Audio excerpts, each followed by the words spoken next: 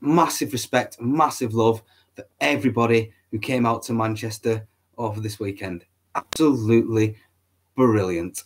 What a rally. What an atmosphere. What a great bunch of people getting together. Respect to all of the speakers.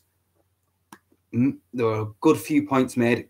A broad aspect of the people that were involved, and a great broad aspect of speakers as well. It wasn't just concentrating on one thing or one problem or one issue. It was concentrating on a multiple variant of issues. And so the speakers were there, brilliant.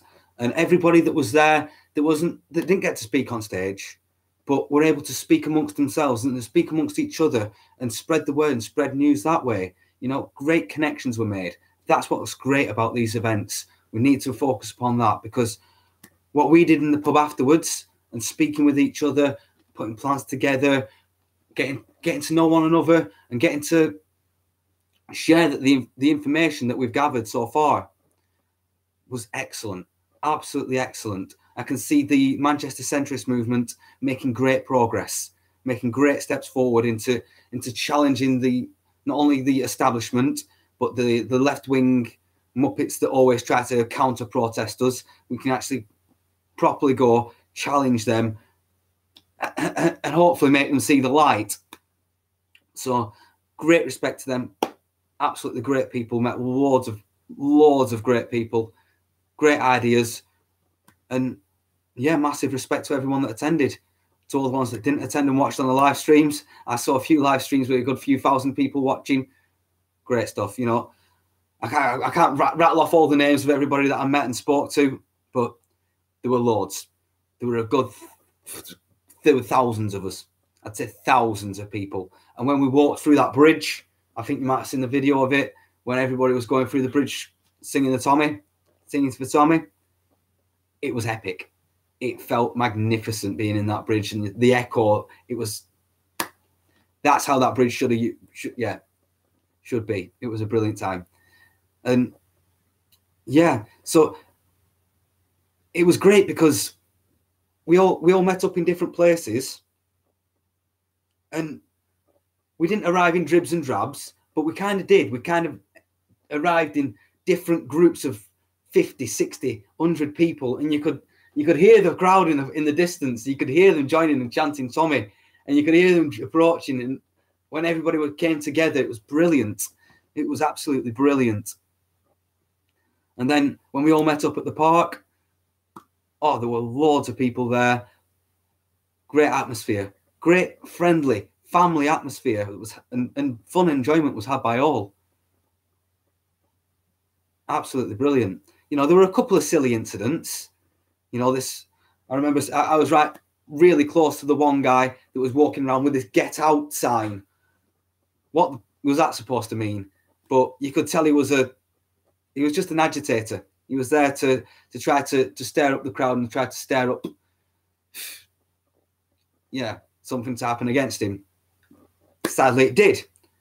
You know, one guy tried to rip the sign out of his hand and throw it away. Another guy tried to, I think, clipped him outside the head. It wasn't anything major. But then the police quickly swooped in, got him, took him away, led him off to safety, which is what the police should have done. To be honest with you, the police shouldn't have let him in anywhere near us in the first place, but that's all good.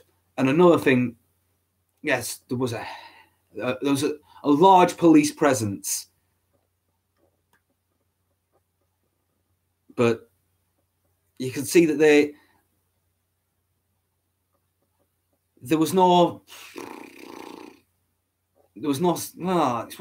one of those. You could see that some of them had stupid, disdained looks in their eyes, going, you know.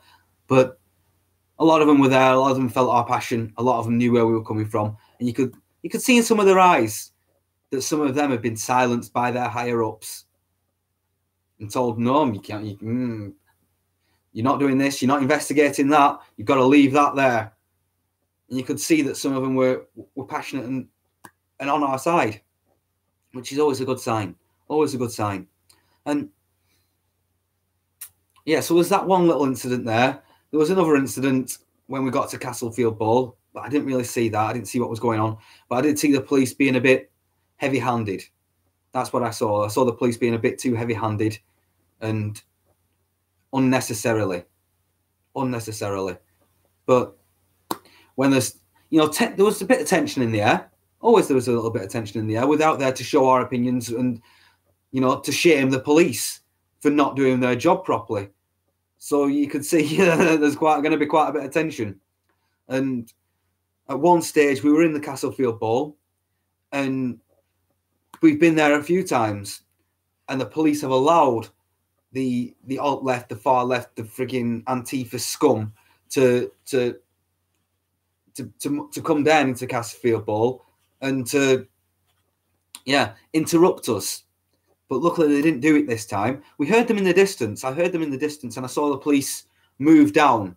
A large amount of police, all like they do, come storming down, and we're all like, wait, all got our backs up, saying, wait, what's going on here? What's going on there? Because they didn't move around. They moved directly towards the stage to look like they were trying to get someone off the stage. So we all got into our protective mode to protect our people, and we moved. Found out, hey, they were being all right. They were only moving from one side to the other to see if, and they didn't let the Antifa come down, which is great because we were happy. We had such a jovial environment. Everybody was getting along, and if the Antifa came, we would have blamed the police for it.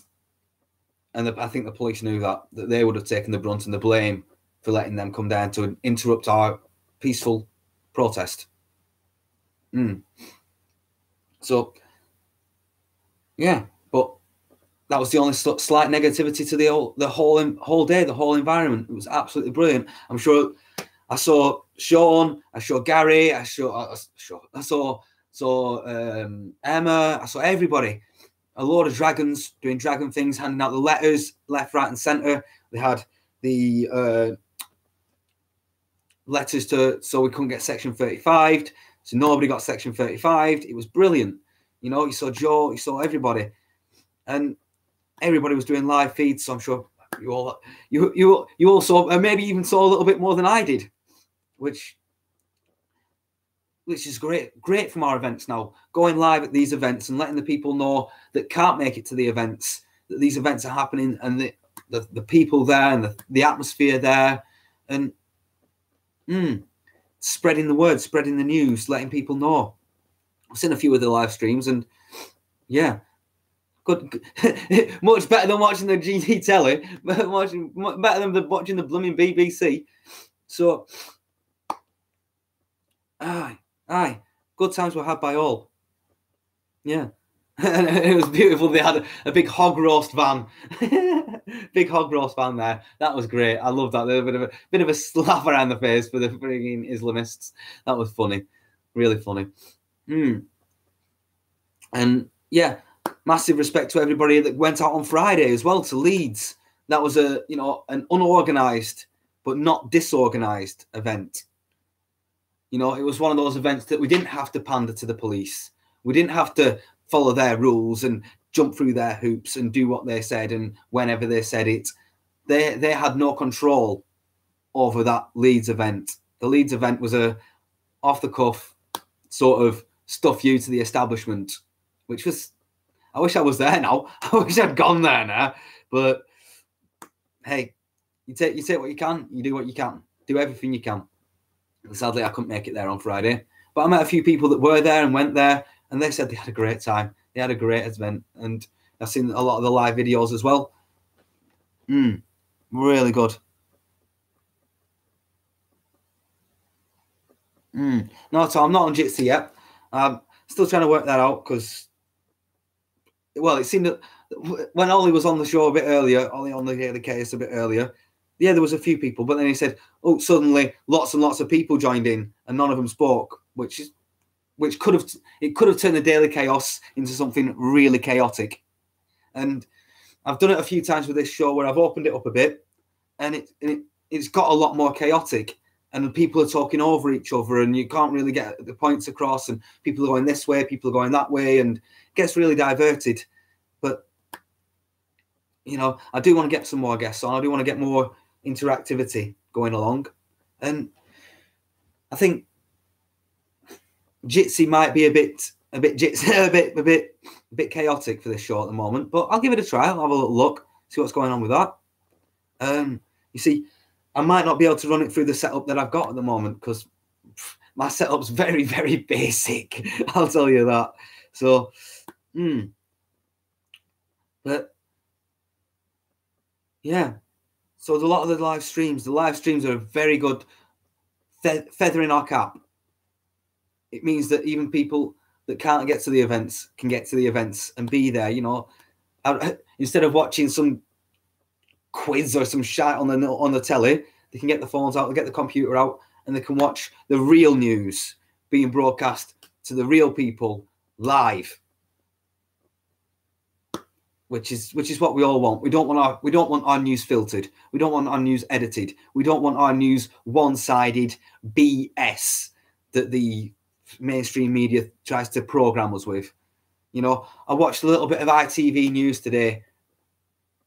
Oh my God. The shocking state of Northern Rail. Yeah. How it's not invested anything at all in its trains or its services, and the investors and the shareholders and the managing directors have just pocketed all the freaking cash. Didn't actually say that, but it's for us to freaking tell. It's for us to shout at the telly. And then there was this, a racist, racially motivated attack that was obviously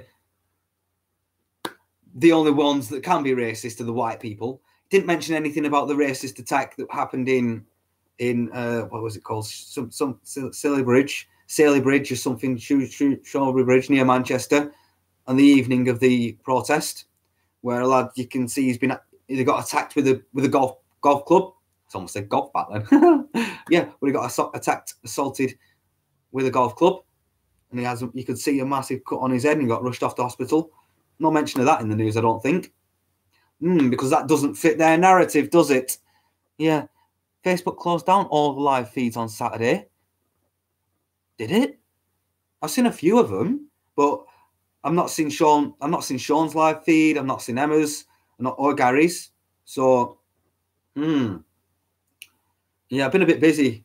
Been a bit busy and a bit rough recovering as well, because Saturday night, blooming good night. Loads of good people. Made some great friends, and yeah, great plans. We've got some great action coming along over the next few months or so. But we've just got to get a central hub together, get a hive going, get the right moves in the right place. You know, some good discussion. And yeah, I want to join them. I want to join the Manchester centrists when they go out to this Marxism, communism, lefty table that's handing out these leaflets and challenge them, because it'd be quite comical. I see it as being quite comical, to be honest with you. And I've got some great techniques and some great ways to approach these people, and great ways to back up all of our arguments with facts and evidence on the spot, there and then. Which, it's something the left can't handle. They can't handle it at all. They can't handle when we produce facts, figures, evidence. There you go. What you've been told, what you believe, is complete and utter farce. A complete and utter farce. It's facetious. It goes against the facts and the figures and the statements and the evidence. So it's complete and utter BS what you're saying. So, well done, little lefties. Goodbye. Yeah. So, great weekend, great action, great atmosphere. Enjoyed every moment of it. And it's moments like this, and when we can spread the words about it and spread the joviality and the love that was there, when we can get more people involved, get more people coming along, and spread like wildfire. Because even some people in the offices, I had a friend say, even people in the offices were looking out of the window, clapping their hands, cheering along in Leeds. I saw people, some workmen on the scaffolding, they were joining in the songs, having a laugh and having some great times as well. You could see the people as well. I wish I could have been there. Yeah, I saw the people that were, the homeless people on the street. They were on our side. They were clapping along. They wanted to join in with us as well. You know, they know that change needs to happen, and they should come on board with us because we're the ones that are leading this change. And we can't, not in today's day and age, no fucking way can we have homeless people on our streets whilst we're letting in millions of chuffing migrants, giving them frigging houses and free benefits and all this, that, and the other. And we've got veterans, not only veterans, but other people, hard working class white British. You can see it's all white British males. You never see an ethnic minority on the freaking homeless on the street, do you? No, you don't. You only see the outcast white British males and some females that have been cast down from a society. But because they're not a minority group or an ethnic minority group, they don't get any special preferential treatment, which is disgusting. Absolutely disgusting. They're the ones that should be getting the treatment. They're the ones that should be getting the housing. They're the ones that have been paying into the system. They're the ones that are the real victims here.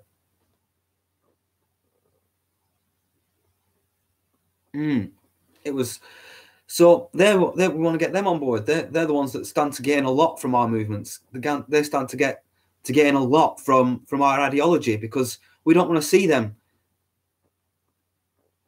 struggling on the streets. We want to see them, hey, in rehabilitation centres, getting them back to work, building their confidence back up, getting them back into society and getting them proud of themselves again.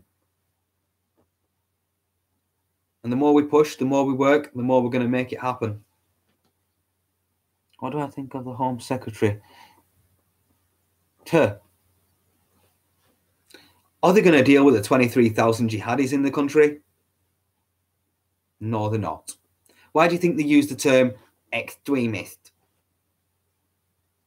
Because they're not focused on the Islamist scum. Not focused on them. They actually want them here to take away our freedoms and our rights.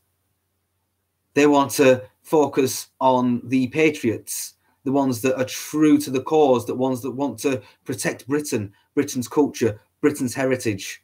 They want to focus upon them and break them. That's what they want to do. And it's so obvious. You've got to be blind not to see it. And to have this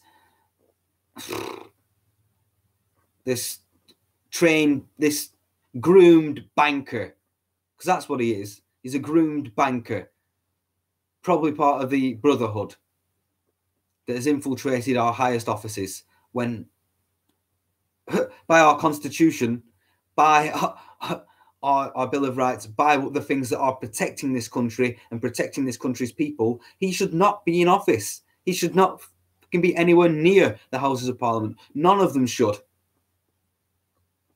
And soon the time is coming.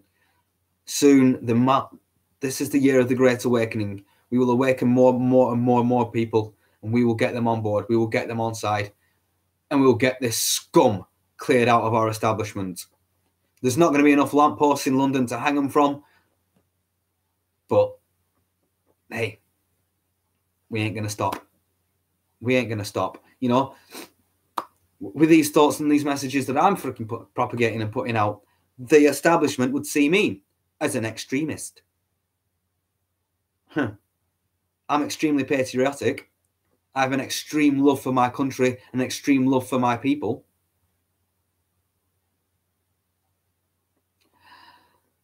But they won't tackle the left extremists. They won't touch them with a fucking shitty stick. They won't touch the Islamists.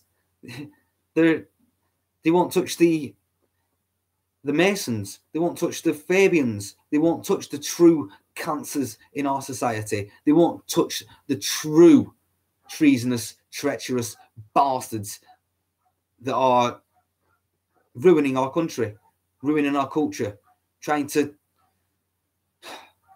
break the will of the British people. That's what I see. I see them trying to break our will. It's a lot. No, not a chance. No fucking surrender ever. And they don't know it. They don't know it. They don't understand it. They're stuck in their ivory towers. They're stuck in their little London-centric bubble, and they see London as their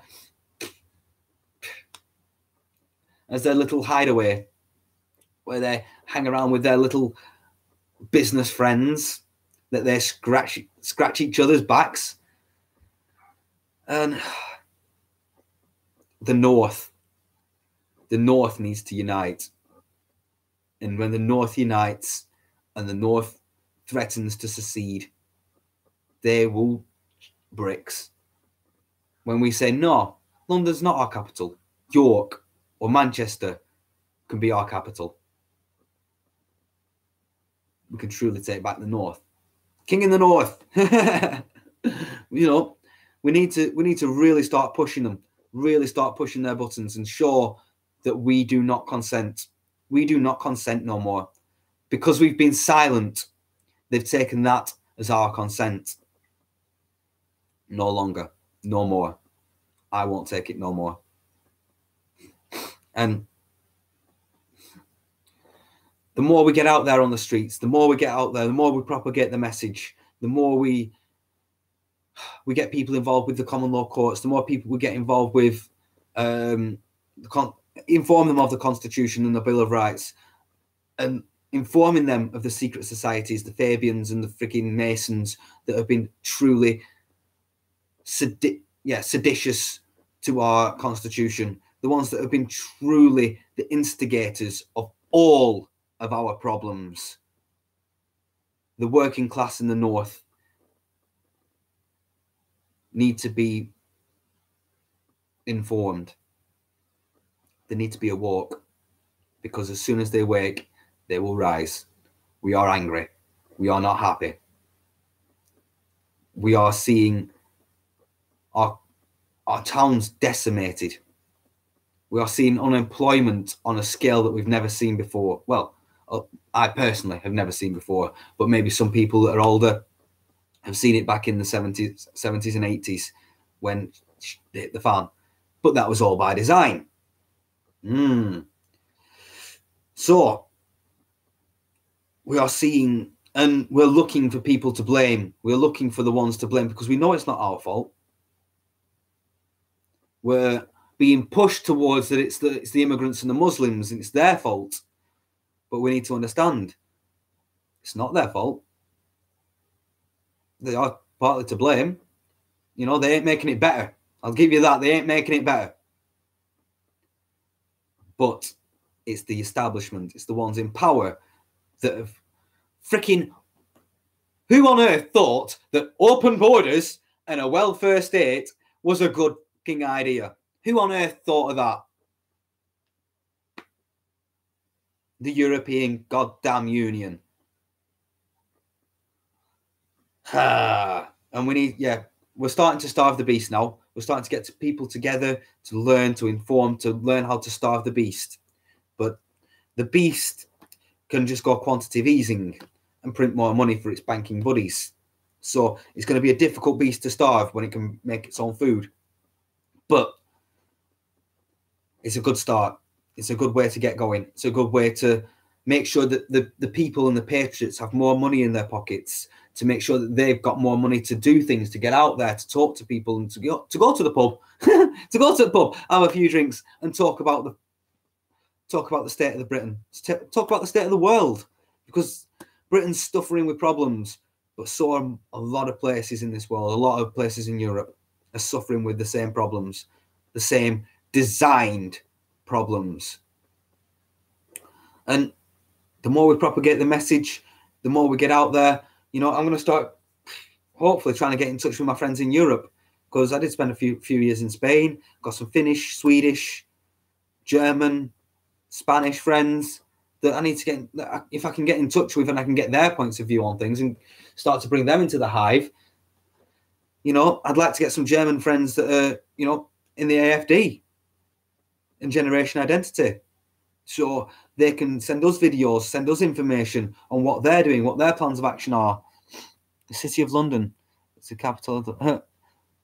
The City of London. Well, there's really the three cities, isn't there, that aren't part of their country.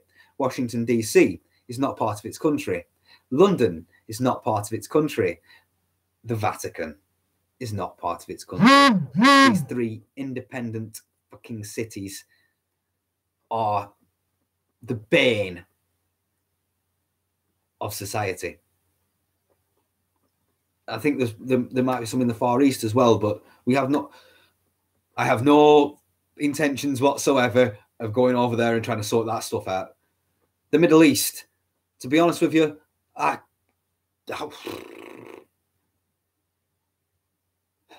got no intention and no hope and no want for our governments to go over there and try and sort their shit out for them. Let them sort it out themselves, for crying out loud. But the problem is, if we leave them to get on with it, what do you think they'll do? They'll fucking make a caliphate and fucking march through Turkey into Europe. That's what they freaking plan to do, I think. But that's my opinion on things. You know, you got that President Erdogan. He's not a freaking president. He's a dictator. Come on. He's a freaking dictator. Genociding Kurds. And what? We're still in fucking relationships with him. We're still in relations with him when it's freaking genocidal. Yeah. Well done, establishment. Saudis. I've heard through my Instagram that the Crown Prince is dead. But it's one of those. I saw on my Instagram that the Crown Prince was killed during a sex change operation. And I was like, no. But is it wishful thinking? Is it a possibility? Is it a possible truth? Because nobody's seen him in a while. You know, they had to release they released an old video of him to inform the public. So has he been offed? Who knows? Who knows? You know, was he not towing the Wahhabi line? Did Israel get pissed off with him and thought, you know what? We're not worth it anymore. You're not worth what you were to us before. Let's get rid of you. Did Mossad do it? Did his own people do it? Who knows? Who knows? Was it the CIA? There's many different secrets and secret little clubs that go around killing people.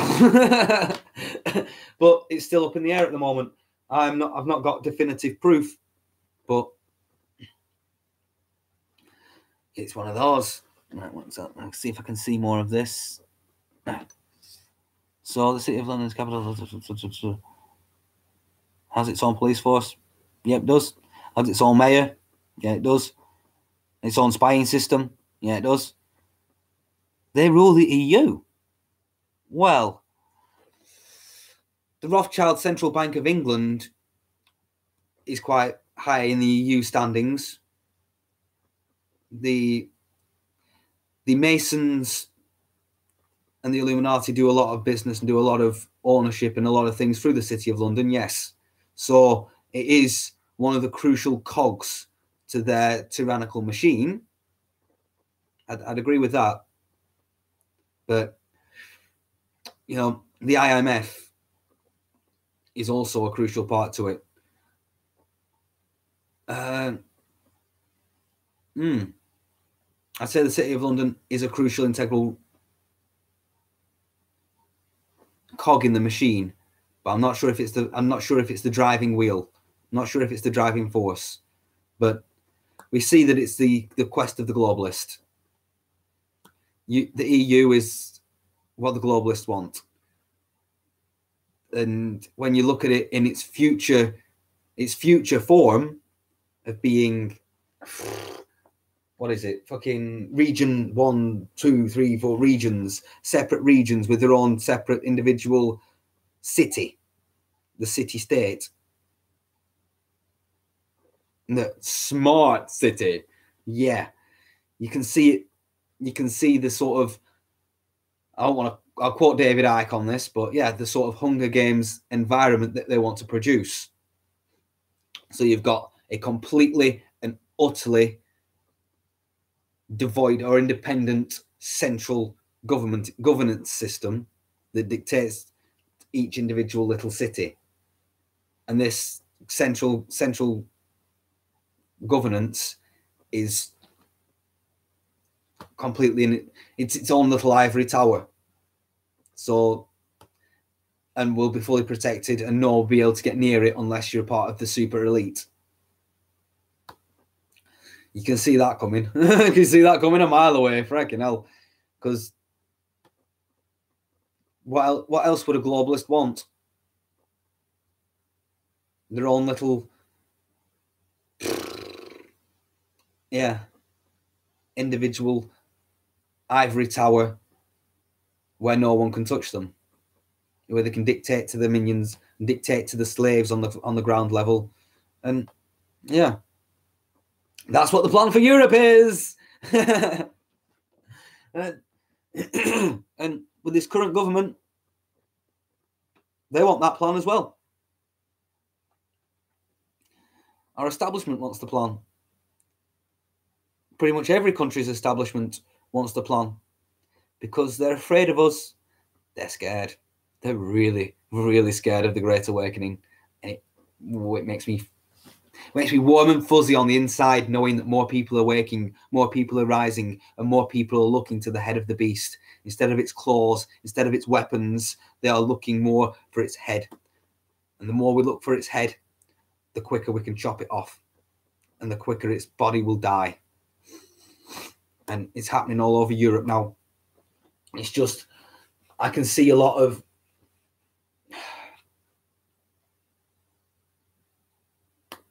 misdirection. I can see a lot of misdirection out there, misplaced anger, misplaced grievance. A lot of people are being led down the certain path to keep their eyes off the top of the ball, off the head of the beast. You're being led down here to look at that, or led over there to look at that, which is a tactic they've used for a long, long time. Oh, make them focus on something else. Look at the Jingly Keys. Look at the World Cup. Watch the World Cup. Yeah. And we see a lot of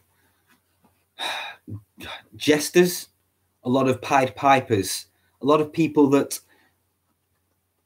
give a little bit of truth, give a few little truths, but truths that dictate you and lead you down the garden path and lead you over there. And it's easy to fall for them. It is easy to fall for those people and those Pied Pipers. But we need to focus and we need to come together and we need to discuss what we believe and what we know and what we understand. Because we aren't going to lead each other down the garden path. We're going to lead each other towards the path of righteousness, towards the head of the beast that we can take clear off. Yeah. And yeah, it was a great weekend. Made some great friends, met some new people, met some great faces, great stuff. And that's one of the best things about these demonstrations is you will meet like-minded people. You will talk to like-minded people, like-minded, open-minded people.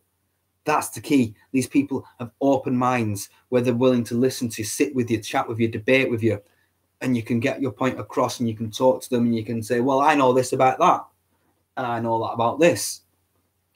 And yeah. And they can tell you things that they understand and things that they know and the experiences that they've seen. And the more we get together, the more information we exchange, the more we will win. The more minds we will open, the more people will come on board, the more people will rebel lawfully. The more people will join the common law and join the common law court and look into and research our constitution. These things that will guide us and protect us and make our country great again. What made our country great in the first place will come back. The more people know, the more people that understand, the more people that are taught, the more people that are given the tools to research themselves. Because yes, it's well and good telling the people, but until they find it out themselves, it's very difficult to truly believe. But we're winning. Yeah, I know there's a lot of people still out there that are still asleep. I know there's a lot of people out there that still see us as far right, that still see us as racists, and that still see us as a bunch of drunken louts that don't know what's going on. When the simple fact of the matter is, a lot of the people at that march, at that rally, have experienced things and know things, and A lot of them have read the Quran and understand the Quran. A lot of people understand Islam more, darn sight more on our rallies than they do on the left-hand side rallies. You know, a lot of people there understand the tyranny in our government. A lot of the people see the problems that we're facing. And a lot of the people there have actually got the open mind to question authority, to see things for the truth that they really are, and I've got a willingness to go out and research things themselves and look into things themselves, which massive respect and a love for. Us critical thinkers, yes, we're critical thinkers and we'll critically think over everything, but you get a lot of us together and real magic happens. We can get to, I'd say that a lot of us there are better investigators than the police. A lot of us are better at investigating things and finding the truth than the actual police, the people that are paid to do so and have got the resources to thoroughly investigate things and the time on their hands to thoroughly investigate things. You know, they're getting paid a day job to do it. You know, we are, some of us are working part-time, some of us are down and out at the moment and struggling to get by, but we still go out there, we still research, we still do our best to make our country great again, and we want to find out the root cause of the issues, because the shitty thing the government does, they don't deal with the root cause of the issue, they deal with some of the symptoms of the issue, they deal with some of the secondary issues, some of the freaking problems that we face. That's the only thing they try to deal with, instead of going for the root cause and the root reason for the issue. That would actually, if we got rid of this and sorted it out, no more issues. And guess what? It would probably cure 3 or 4 symptoms as well. They don't do that. And the police aren't doing that now. It's taking us, the critical thinkers, to get out there, to get into the internet, to look into things, to research things, to look and to find and to see the world for what it truly is. You know, I can see a lot of people out there that know that there's a problem. And I see a lot of people out there that know there's a problem, don't know what the true problem is, and don't know any solution to the problem. So they bury their head in the sand and they hope it goes away. You know, they get caught up in more materialistic things, and they get caught up in the television, and they get caught up in just trying to enjoy life whilst they're still here. Because they sadly still think there's nothing I can do about it. I know this is wrong, I know this is bad, but there's only me here. There's nothing I can do about it. Oh, excuse me. But the more of us that get together and do these shows and do these protests, do these marches, people will start to see that they're not alone. We're with them. We're getting together. We're sharing our ideas. We're finding the solutions to the problems. And if we, you know, you can point out a problem and you can piss people off. If you show them the solution to the problem, you can encourage them into action. And that's going to be a crucial role over the next few months, maybe a few years. We've got to encourage people more into action. And like I said, through the ways and the methods that we've researched and we've looked into, more money in more people's pockets is going to give us a lot better standing. You know, how many of those Ramonas could you literally say, well, as soon as you get out of the EU, we can cut VAT. We can knock VAT off everything. So almost everything's 20% cheaper. How can they argue against that? They can't. Would you like everything to be 20% cheaper or not? It's a no-brainer. An absolute no-brainer. So, how many times was that mentioned on the Leave campaign? By any chance? Yeah. It's things like that where, you know, the benefits, we need to also start to converse about, you know, the brave new world that we are going to create, how much better it's going to be for everyone involved. And the more we can promote things getting better, the more people will look to us, turn to us, and see that I have a dream. I have a dream of this nation being great once again.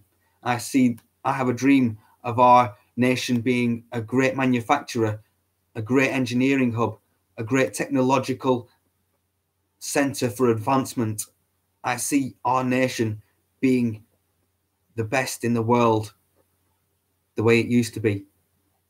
With the most intelligent youth and the most intelligent workforce that are out there doing their best to make this world a better place. That's my dream. And I hope you all share it as well. And the more people we can tell and inform of this dream, the more people we can get on board. So, bit of a short episode today. It was a great weekend. Much respect and love for everybody that was out there, everybody that got the feet to the street. Hey, and even if you couldn't get involved watching the live feeds and sharing them out and getting people propagating the message, you're all doing excellent as well. More ahead. There's more ahead.